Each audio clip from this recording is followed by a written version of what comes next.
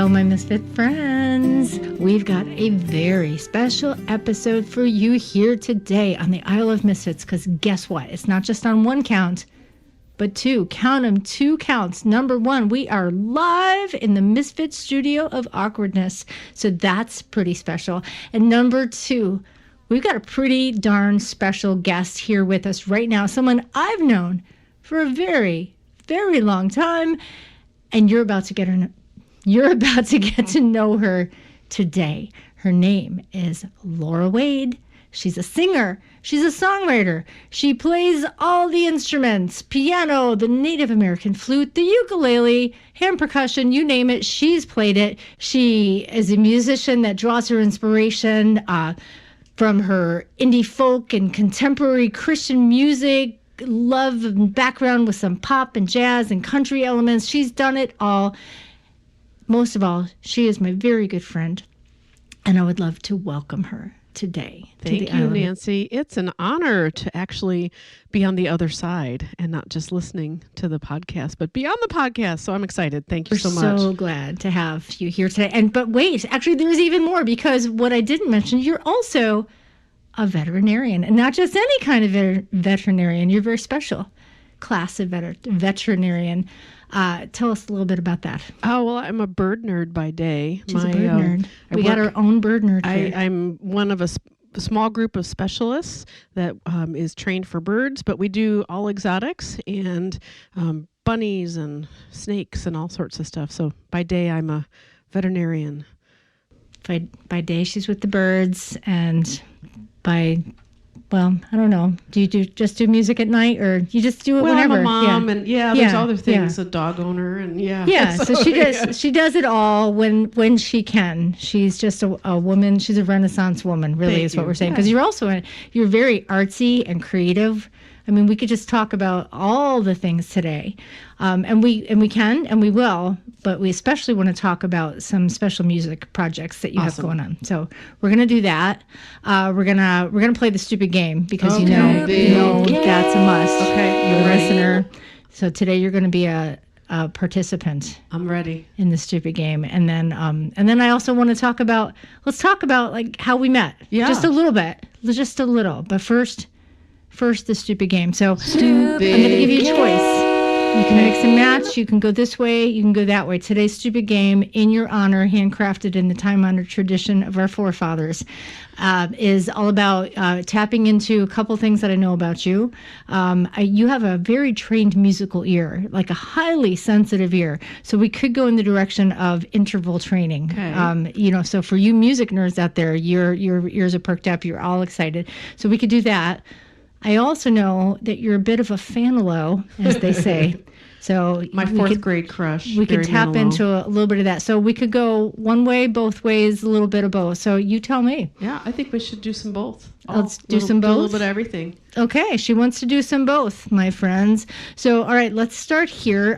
We'll start low and slow. Let's do fanalo. Just one question. Okay. Just one. Yeah. So I'm gonna feed you a lyric. Okay. And you're gonna finish it. Okay. You up for it? You ready? I'm going to try. She's going to do it. Okay, here it goes. Oh, Mandy, well, you came and you gave without taking. But I sent you away, oh, Mandy. Woohoo! She got it! But she not only one. knew it, she sang it, because that's who she is. She's a musical genius. So, all right. Excellent work. So we're moving on to the bonus round, or the interval round. So I have in my little hand, I have a pitch pipe here. I'm going to give you a note. Okay. And an interval. Your job is going to be to find the interval. Note. Okay. Mm-hmm. It could be, all right. Anything could happen here. So I think I'm going to give you let's start with a solid C. C seems to be, the place to be. I didn't mean to rhyme all that much, but here, it is what it is. Okay. So I'm going to play a C, and then I'm going to name that. Okay. You're going to do the find it. Okay, ready? Okay, so here's. Okay.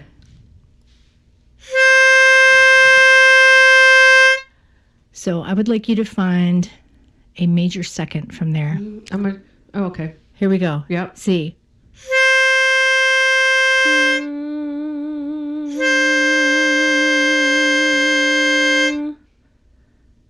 I think so. You're getting there. That's a third. Major second. Yes, you got it. All right, let's do another one. Okay, so I'm going to give you, here is a G. Oh, wait.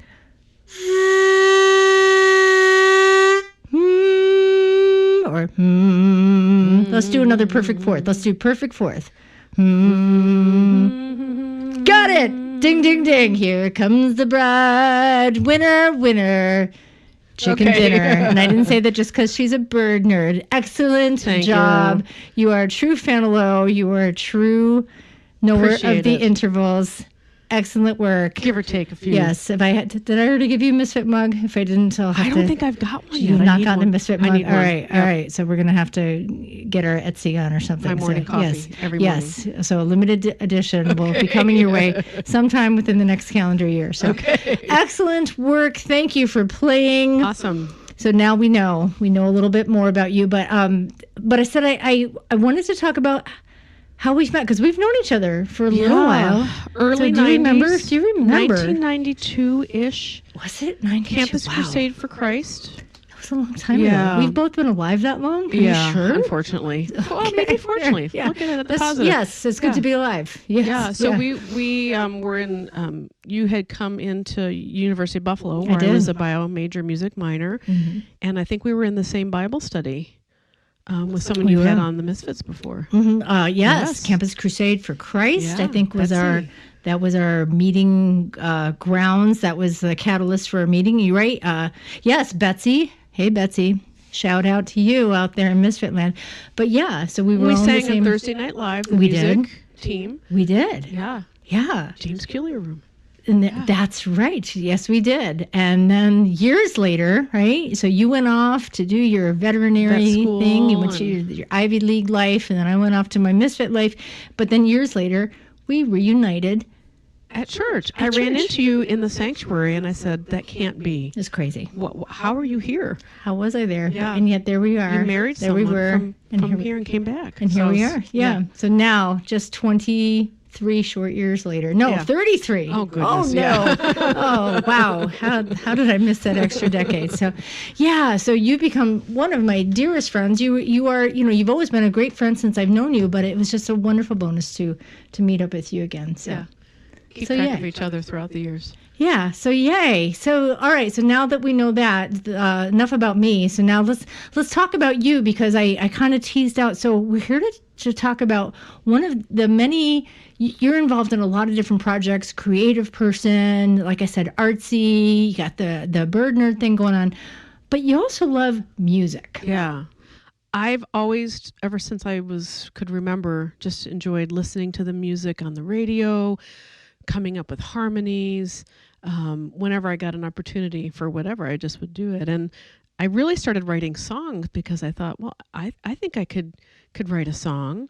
And I think I was 9 years old and wrote my first little ditty, and, just kept taking piano lessons and just the usual, get into school musicals and choirs. And I think when I was about 19, I felt like I think I need to really write some more songs. So that's when I started in earnest writing songs and singing. But it was a slow process because it took me a long time to put together enough songs to put an album together. Yeah. Well, I mean, you started when you were 9, so I mean, there's not too many people that Taylor start Swift their music careers at 9. Yeah. You got your Taylor Swifts, you got your who's the Wrecking Ball girl, Miley Cyrus. Yeah. But they're few and far between. So so you've had music on your mind for a very, very long time. Yeah. Yeah. And I kind of got wind. I'm not calling you this, although if I did, it would be a compliment because of who we are. But I've heard you refer to yourself as a musical misfit. I am. I think I could edit your Misfits creed. So go for it. It starts off with "Own Your Own Awkward." Mm-hmm. Yes, I'm sing your own special song. Ooh, or make your own kind of music. Maybe. So that sounds vaguely familiar. Who that's from? Oh, yeah. I do. Are you kidding? Cass Elliot back in the day, Mama right? Cass. Make your own kind of music. She wrote that around 1969, kind of when we were just sort of getting born. And Yeah, you weren't. Yeah, you weren't even I born wasn't yet. even born yet, I but- believe I was, but Yeah, enough about you me. know, and Yeah. she was really well known for her bubblegum pop, kind of typecast. And there was kind of this anthem of self-expression that she just said, you know what, just own it. You're awkward musically, but do your own thing. And I don't think I really listened to it during the times that I could have, but more recently, and just going, yeah, that's kind of how I think we all should be, is have our own voice, have our own take on things, and not try to be what everyone wants us to be, or, the expectations. I mean, yeah, there's some, right? We can always strive for that, but I think we can get restricted if we. Yeah, what are the, let's just riff, as John Eldridge would say. Let's riff on that. Like, what are the things that you think restrict us? Because I think this we're talking about. Well, because you should sound more like, yeah, or you should have this style that everyone's listening to now. The hot sound. Yes, right. Well, yes. let's be more current. Yes. Or yeah. There was a time when everybody had to sound like Adele. Are we out of the Adele phase now? I don't know. It comes back. Yeah. And I love Adele. But to your but even point, Karen Carpenter, another one of my favorites. Oh yes. Yep. And she has such a unique sound and such a gift. But I think everyone wanted her to be something. They pushed her really hard, and I think that was hard for her, because she should have stayed in her own lane, right? And she did for as long as she could. And so it's ironic, because now, like, who wouldn't want to sound like Karen Carpenter, right? Yeah, because me. she just Sarah I'm raising my hand too. Yeah.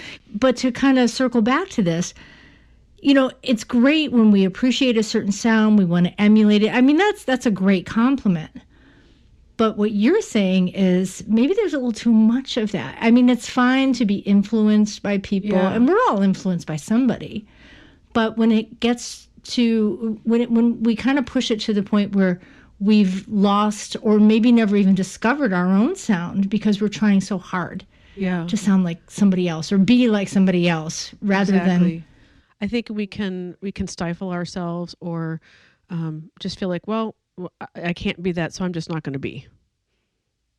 I can't be good enough because I'm not like that. Yeah. Oh, and good enough. Let's talk about good enough. So what is good enough? What does that mean? Yeah. If we wait until we're good enough, I would say we are good enough. God tells us we're good enough. We're going to miss those moments where God can come in and he can demonstrate his love, his grace, his power, and even in Romans it says, don't be conformed to this world, what everyone expects, but be transformed by the renewing of your mind. And so, I think we are good enough. I mean, we have to practice. We can't just go, I'm going to go out and sing, and I'm not going to practice. I'm not going to make myself better, but that essence of who we are. Yeah. Yeah, because if I say, well, I'm not good enough, and what I'm really saying in that context of, well, if I'm created on purpose, for a purpose, right, by God in his image, and I'm saying, well, I'm not good enough, that's really not so much an indictment on me as perhaps the one who created me saying, sorry, it wasn't good enough because it isn't like so-and-so. Right. Right? And that doesn't seem right, does it? Yeah. Why do we do that? As artists, this is, we're talking about musicians and artists, but I think we are creative beings. I mean, God is creative. He made us all, whether we think we are or not, have that creativity. And I think we struggle more because we have that innate, Yeah. So here's what I'm getting from what I'm hearing you say, that it's fine to appreciate other artists and other creatives, other people for how they're made, right? Because everybody's wired differently. And that's great. We should celebrate that. But when we kind of cross over from appreciating to losing, like comparison, comparison. Oh yeah, what do they say? Comparison is the thief of joy, and I think it's also the thief of creativity to a great extent when we lose that sense of freedom of our own expression. Yeah. If we think, well, it's not good enough because it isn't just like them. Yeah. Expression. That's a good word. Yeah. It's Yeah. a very good word. Yeah. So let's talk a little bit about expressions. Yeah. And so part of my path, as I was going along and looking at some of the songs I've been writing, themes like God's presence, his love, healing and renewal, thankfulness and praise, and waiting on God. Those were all things that God was teaching me. And as I was writing the songs to try to interpret that, those were my expressions of those things that I was learning and that I was dealing with. And it actually became the name of my CD, Expression. Yes. Yeah. So I think we should all express what God has given us in a way that he would like us to do. Right. In a way that's true to how he made you. Yeah. Right. Yeah. And to be free to do that. Right. Free from that thing about comparison, free from even that plaguing thought, oh, well, this isn't good enough, whatever good enough means. And also here's something that I know I have kind of contended with, and I think I'm still contending in some ways. When we do the comparison thing, it reminds me of, there's a parable in Matthew, and it's repeated in another gospel, where Jesus is talking about the guy who gives the talents out, right? Yeah. So one gets 5, one gets 2, one gets 1, or it's 10, 5, and 2. So, but the point is, some got this many, some got that many, and what do they do with it, right? Right. So some took what they had and said, look, I've doubled it. I've gotten this much, and that's great. Well done. You've been faithful in a few things. I'll make you master over many. But then there's the one who only got the 1, right? And their response was, well, I hid it because I was afraid, right? Yeah. I didn't, I didn't want you to yell at me, basically. And I got to tell you, I love to read those stories and say, yeah, you're so stupid. But then it's like, oh, wait a minute. Maybe that's me sometimes, because, what am I doing? Because I might think, well, I only have this and I only have that. But then it becomes the question. It's like, first of all, only this or only that. Well, what am I doing with it? Yeah. And what do I think about the one who gave it to me if I'm afraid to even use it and I bury it? Yeah. What's that all about? Yeah. And I think too, when we feel like we're flawed or imperfect, like, back to that good enough, like, well, someone else should do this, or when I am ready, when I am good enough. Mm-hmm. When things are perfect. Yeah. Yeah. Because, that It's perfect like life. Moses is like, well, I stutter. My brother should speak for me. And God's like, no, I purposed you to speak in your imperfection so that I could be glorified. And I keep thinking of that, and I think, well, here I am stuttering and, whatever, but God, you want me to do this, and you're going to have to get me through this. Yeah. And I think that's freeing, and it's less, you're not less looking at yourself, and you're looking at who you're singing for. Yeah. Or with. Yeah, and it comes through. So I've had the privilege of being able to hear these tracks on your Expression CD. I've had a front row seat to. You've been in the tracks, some of them. Yeah. What an honor and a privilege. So let's talk about You Choose. So where do you want to start? Talk about maybe one of the songs that really embodies what we're talking about. Yeah, like well, we could start with The Aroma of Jesus, just because it came to mind, and that was a song that I wrote most recently after I lost my sense of smell during COVID. And I was working through, like, okay, is there something in the Bible about smell, as silly as that is? But then learning about the incense and how pleasing it was to God, and how when you walk in a room and you can tell there's a coffee brewing, or there's flowers in the room even before you see it.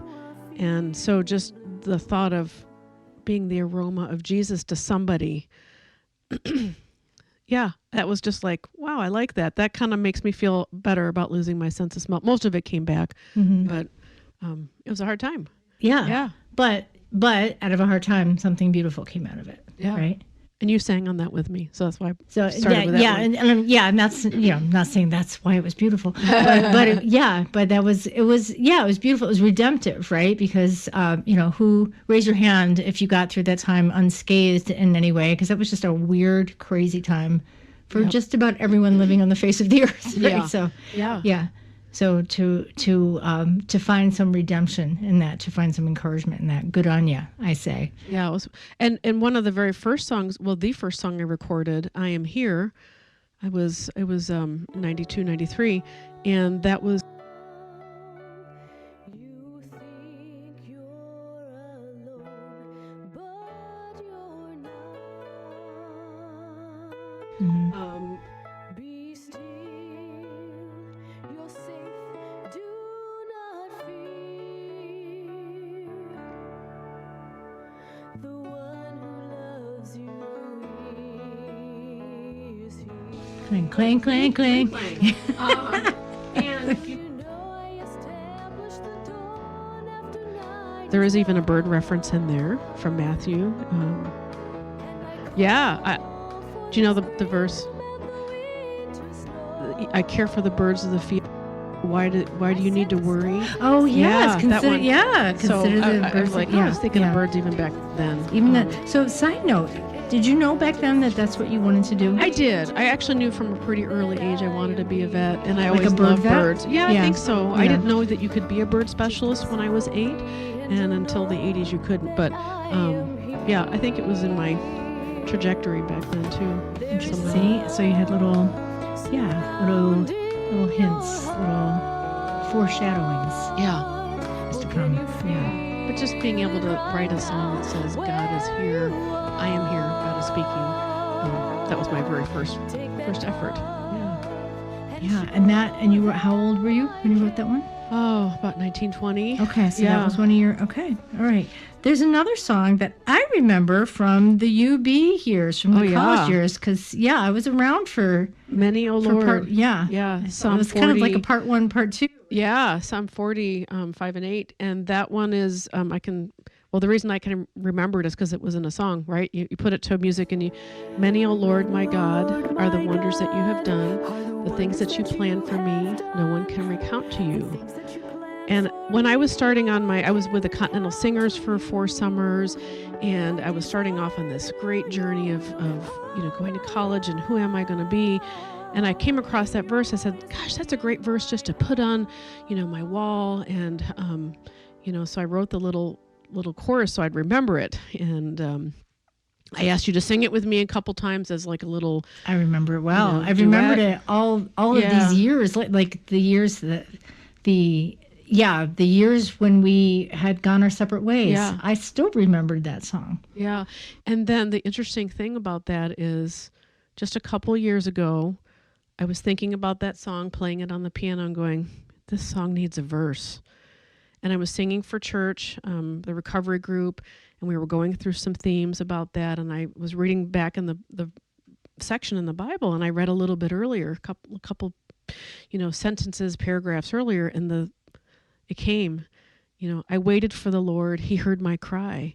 I couldn't have said that when I was 19, 20, but now in my 50s, I've looked back and I can see what God has done. He has done all these things and given me a voice and giving me. So the verses came, much later, and that was one of the last songs I recorded in the studio, but one of the first songs I wrote and edited. Yeah, waiting, right? So and that's just it, So again, like 20, almost 30 years later comes the second verse. So to me, that just speaks of, we're all in the midst of our own story, and yet our own story is a bigger story than any of us, right? It's and sometimes we can only his grasp what story. we can grasp at the Yeah. time, and we come back later and it's better than we thought, or it's even musically. Yeah, and God always comes back. Always comes back for those things that He, that He speaks to us or that He gives us, and you don't even realize at the time how, oh my gosh, that's so profound. But sometimes you don't realize it till 20 or 30 years later. Like, wow, that was great then, but now I really Yeah. I It see blew it in a me different away light. when that came to me. I was just like, God, you are so good. Yeah. Yeah. The waiting. Yeah. So yeah. What else? So what else? Give me. There were so many great songs. Well, we did the love country medley for my wedding. It was a way for me to sing in my wedding, but not really Yes. sing in my wedding live. You sang on that with me and my buddy Pam. And so that was, all the wonderful love is patient, kind, and Riddle but of that- Love. Yeah, Yes. and that started off while I was in New York City. Kind of soon after 9/11, I was in graduate school and I was reading a book, and I came across this little phrase: "Someone will love you as you are when you love them as they are, because Christ, God loves you as you are." And I said, that's the riddle of love. I'm like, Someone's yeah, it gotta is. put that to music. I Yeah. said, that needs to Yeah. be written to music. And so that was kind of the start of that song. And again, at least a decade in the making. Yeah. Right. Yeah. 2001 too. Yeah. And we recorded that and played that. And so that was fun to do as a kind of a, singing over and having the echoes and the That was a great. Yes. That was great fun. Yeah. Very catchy. Hooky. Yeah. Yes. It's got a hook. One of my more upbeat songs.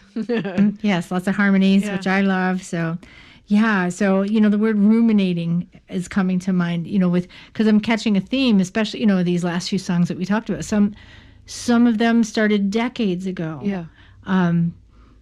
And there was a rumination period, right? Whether you knew it or not, it's like things are happening to help you write that song. Yeah, and interestingly, over those 30 years, I probably wrote over 30 songs, but not all of them were maybe songworthy enough to, either record or to take anywhere. But just kind of working through and taking a few of those out from a folder and coming back to them. And sometimes things come to you as a songwriter and it's just there. And I think a lot of times things come in waves. And themes. One of the things that I struggled with is, I tend to write slower songs. I call them prayer ballads. They're just very meditative. But I realized, that's my thing, and it's okay to that's my little sweet spot. Yeah, it is. Because I used to be like, oh, I got to write more, uppity songs and more dramatic songs. But I'm like, but that's where I really find that's my best. It's your expression. It's my expression. It's your So I had to expression, come to yes. grips with it's okay to that's my sweet spot. Yeah. Isn't it freeing to know, like you said, to come to grips with, hey, that's okay, because I guess that's how I'm wired. Yeah. Right? Again, it's about freedom. Freedom of expression, freedom to have permission to be who you are. Yeah. Which, by the way, gives other people permission to Yeah. be who they are and an invitation to step out in that. Yeah. Right? Because that's a lot of the inspiration I get just from watching your journey, from being privileged to be a part of this journey, even musically, and to watch you step out in so many ways. That in itself is inspiring because you're not waiting until perfection has been achieved. And I say this with another level of great admiration because you, as you know, I consider you one of my greatest type A friends. I myself, you all know me by now, right? I'm a type A wannabe, right? Which speaks to this because, I've tried very hard to be type A, but I'm just not wired that way. Yeah. So then I think, oh, well, I wish I could be more like Laura. But that's a whole other conversation. Some of us type A's would like to be a little more type B. Well, and that's that's the truth. Well, and I've had to learn that too, because I think I need the type A's, and I think maybe the type A's might need, we need each other, Yes. right? So that's the good news. But I'm saying this. I've looked on you, knowing you as a type A, you want to get things right. You're very capable. You're very, you're very highly, highly conscientious. So with that can come a maybe a tendency or a perceived pressure to get it right, to get it perfect, Sure. right? Which can be hindering. It can be a block, right, to stepping out. And yet, one of the things that I greatly admire about you is that even though that might be something that you could be tempted to struggle with, you're stepping out anyway, right? And you're highly prepared in all of the things, but you're not letting that fear of imperfection Probably God hold pushing you me back. a little bit, because I'm just like, I'm Lord help me. I say that all the time. Lord help me. Yeah, but you're doing it. I Yeah. guess that's to say I've used a lot of words to try to say what I'm saying, but I just admire that you're just doing it. You're not waiting for the perfect moment, the perfect optimal temperature, that Well, for and that's everything. what I hope the listeners will get from today is, even if you're not a musician, you can be more that way, or I hope that you would, in whatever your journey is. Yeah, and I think that's the lesson. That's the lesson for all of us, right? So good on you. Thank you. Thanks, Nan. Thank you, because really we need that encouragement, and it's encouraging when someone that we regard as, oh, look at how accomplished they are, look at how much they do, that even they struggle with, oh, maybe I don't feel like I'm everything. So if someone like that can overcome their fear of imperfection, then perhaps someone, someone like me, someone like you listening out there, wherever we are, it's not about whether we're type A, B, or Z. It's what are we doing with what we have? Yeah, really well said. Yeah. Well, if I keep talking long enough, something comes out. So, but so what would you say to that person as we're kind of coming in for a landing here? That person who's, maybe they've got a musical gift, or maybe an artistic gift, or some kind of creative Charity something. Gale? Yes, you may. Yeah. Yes, please do. Someone that I think is an amazing songwriter and just, follower of God. But she wrote this little blog a couple years ago. It says, "Are you an artist?" And I think she just encapsulates it so much better than I could say. So I'm going to say it. It says, "We are each made in the image of God, the Creator. And therefore, we have built-in creative skills and passions in our very being. When our identity is rooted in Christ, we are free to express ourselves in our own unique way without the need to conform to a particular style or genre." I was just like, yeah, that's it. That's exactly. Thank you, Charity Gale. Yeah, Charity, Yeah. you got it. Yeah, well, I think that's a great place to land. And tell us how we can get this expression CD. Well, if you still have or a CD learn more about player, you. I Yeah. still think it's the best format to listen to music. I do have my CD on my website. And I'm working on getting some MP3s up into the cloud. So you can, Bird on a Branch Music is my website. I have a monthly blog where I write the story behind the song, a lot of the songs that we've talked about and more. I do have a YouTube page. I don't have many videos yet, but I'm working on it. And maybe we can put some of those, for folks to Absolutely. We'll to put all look that up. in the show Yeah, notes. So and we're working on it. It might take me another 20, 30 years to get all that, but we're getting there. So just, doing the best I can to, sing at some open mics and reach out to people in just whatever ways. So. Okay, and you'll put those if you have open mics, or if you're local to the Western New York area, want to check it out. Bird on a Branch. Bird on a Will Branch that have Music. your You upcoming can, stuff? You Okay. can email Yeah. me at Laura Wade at birdonabranchmusic.com. Because I am going out on a limb, singing my heart out like a little bird. That's, that's Going out on a limb. Yep. And on that branch, on that note, Thanks, Nancy. thank you so much, Laura. This has been great. Love talking with All you. right, Love we're- talking with you. We're going to have you back. Yeah, I think next time I'm going to make you bring Okay, your will do. ukulele. But Okay. all right, stay tuned. Bye. All right, God bless. Bye. I loved that conversation. But then again, I love Laura. And I think after this conversation, you do too. So I know that means you want to find out more. You want more Laura Wade in your life. And you can find her at birdonabranchmusic.com. You can also find her on YouTube. And I know you want the CD because I just gave you a little taste, a little tease of these songs, and there's more. And I love her expression. I love that she's making her own kind of misfit music, and I hope you make yours too. And I hope you're owning your own awkward, and I hope you're loving your fellow misfit and seeking beauty and truth everywhere. And I hope you join us on this misfit journey at isleofmisfits.com. That's ISLE of misfits.com. Until next time.